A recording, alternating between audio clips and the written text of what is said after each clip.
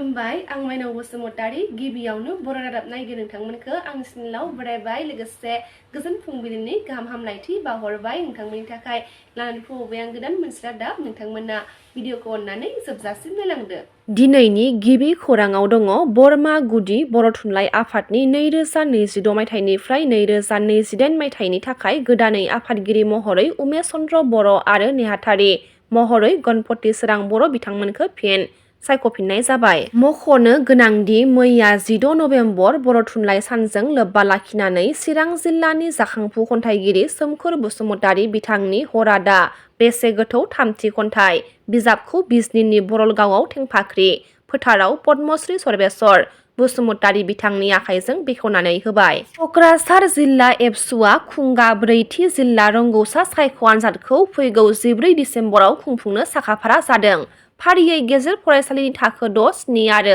8 नि फरायसा फरायसुलिफोरा बे आनजादाव बाहागो लानो हागोन। मख'नो गोनांदि खुंजानो गोनां बे आनजादखौ लानानै क'क्राझार जिल्ला एबसुनि गाहाय नेहाथारि बिनय मोसाहारि बिथांमोना खौरांमेल लादों। सासे मुस्लिम हौवाया सासे हिन्दु आइजोखौ मोजां मोनफ्लाना लांखारनायखौ लानानै गसाइगाव पुलिस थानानि दरखंआव न्याय नागिरनानै गोख्रों खुद्रिसारदों रायजो राजाफोरा। मख'नो गोनांदि गसाइगाव महकुमानि सिङाव थानाय बदियागुरि गामिनि सासे मुस्लिम हौवाया सासे हिन्दु आइजोखौ मोजां मोनफ्लाना गुबुन दाबसे जायगायाव लांखारनायखौ हमना दिहुनना होनांगौनि थाखाय गसाइगाव पुलिस थानानि दरखं मोखाङाव खुद्रिसारदों रायजो राजाफोरा। मोन द' हारिया एसटि मोननांगौबा बादा होब्लाबो होआब्लाबो मोनखागोन होनना इएम पानिराम ब्रह्म बिथाङा बुंथिनायनि सायाव दुलाराय बर' फरायसा आफादनि आफादगिरि दिपेन बर' बिथाङा फिनजाथाय होदों। गासैबो समावनो गावनि राजखान्थि सार्थनिल' खोथा बुंनो नाङा होनना दिपेन बर' बिथाङा फोरमायथिदों। जाथिया ट्राइबेला सिगाङाव जुदि जाथिया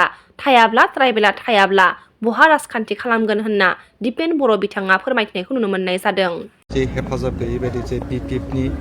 बा आथिखालनि बिटिसि सरकारनि सासे इएम पानिराम ब्रह्म बिथाङा बुंदों जे मोननांगौब्ला रावबो होबथाबाबो लाखिनो हाया बे बाथ्राखौ बुंदों। ना दुलाराय बर' फरायसा आफाद ट्राइबेल संघ आरो coordination committee of tribal organization Assam CC2आ थांनाय 10 नभेम्बराव जोङो 1 लाख सनापुर मिनि स्टेडियामाव गेदारिंनि गेजेरजों भारत सरकार आसाम सरकार registrar general of India national commission for schedule tribe आरो ट्राइबेल एफेयार्स डिपार्टमेन्ट नडेल डिपार्टमेन्ट मिनिस्ट्रि अफ होम एफेयार्सनो जोङो अलरेडि जोंनि जि स्ट्रं जि रेसिस्टेन्स जे जोङो मोनद' हारि जायफोरा डेभलप जायफोरा पपुलास आरो बे मोनद' हारिया 1.5 कौटि जोङो 14टा हारि ट्राइबेल एक्जिस्टिं ट्राइबेला 45 लाखनि सायाव 1.5 कौटिया जेला जाबसिनगोन 14टा जनगोष्ठीनि 45 लाखनि कुनु बेयाव सिनसाब थानाय नङा। जोङो रिक्रुटमेन्टआव एडमिसनाव APSC UPSC आनो जा जोंनि ग्राम सभानिफ्राय पन्सायतनिफ्राय VCDC काउन्सिलनिफ्राय लानानै BTCनि नोङो MCLAनिफ्राय लानानै एसेम्ब्लि पार्लियामेन्ट जों गासैयावबो बिथांमोनजों कब्जा खालामजागोन। दा बेबायदि थासारियाव जोंनि अधिकारखौ कुनु कारनाव जाहाथे खर्ब खालामा आरो बे मोनद' हारिया जिहेतु एडभान्स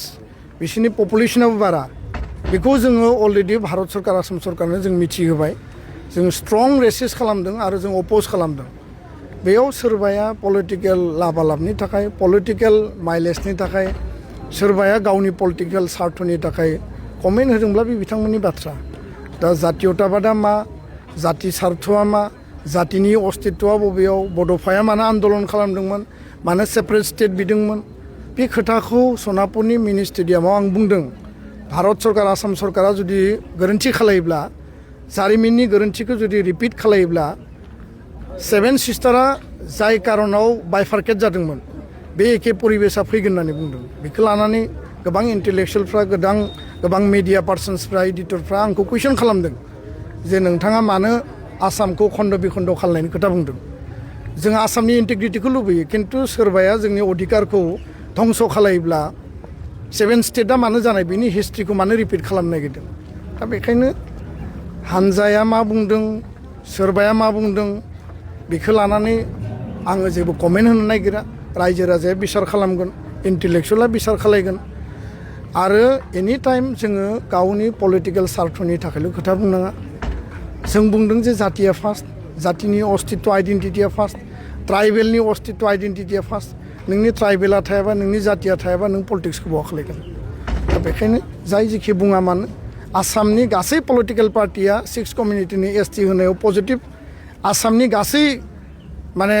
लिडिं स्टुडेन्ट अर्गानाइजेसना बयबो 6 कमिउनिटिनि एसटि होनायाव पजिटिभ बयहाबो समर्थन दङ एक्सेप्ट 14टा ट्राइबेलनि 26टा आफादफोरनि अनगायै नेशनेल आरो रिजनेल पार्टि आसामनि आरो लिडिं स्टुडेन्ट अर्गानाइजेसन गुबुन गुबुन हारिनि जायफोरा ट्राइबेल नङा बयबो समर्थन खालायो बेबायदि डेन्जार सिटुएशनाव जों बोरै सार्भाइभ खालायगोन बेखौसो जों साननांगौ दा बिटिसि सोरखारा गोबां बिगा हायाव जुबिन गार्ग बिथांनि मुङै पार्क बानायनो लानायनि सायाव दिपेन बर' बिथाङा माखासे बाथ्राखौ फोरमायथिदों। गोबां बिगा हायाव दायो लुफुंनाया हर सान सोलिगासिनो दङ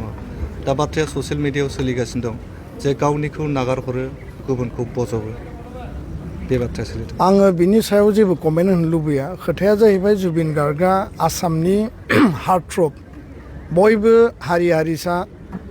माने 40टा भाषायाव 38,000 बे मेथाइ खनदों आरो बर' मेथाइबो खनदों बिथांनि जोनोम साना 18 माने नभेम्बराव जागोन बिथाङा अबथिरायै जिउ गोमालांबाय बिथांखौ मार्डार खालामनाय जादों बिथांखौ मा परिबेसाव बुथारनाय जादों बिनि थाखाय जों जास्टिस नांगौ दा गभर्नमेन्टआ मा प्रग्राम लादों मा इनिसिएटिभ लादों बे आप टु दा गभर्नमेन्ट आरो बिनि सायाव आङो दा जेबो बुंनो लुबैया जुबिन गार्गखौ जों बयबो मान होयो आरो जोंनि जायफोर बड'लेण्ड सोमावसारनायनि जायफोर सहिद जायफोर बिर जोहोलाव जोहोलावजो बयखौबो मान होनांगौ रावनिबो फारसे खम जानाङा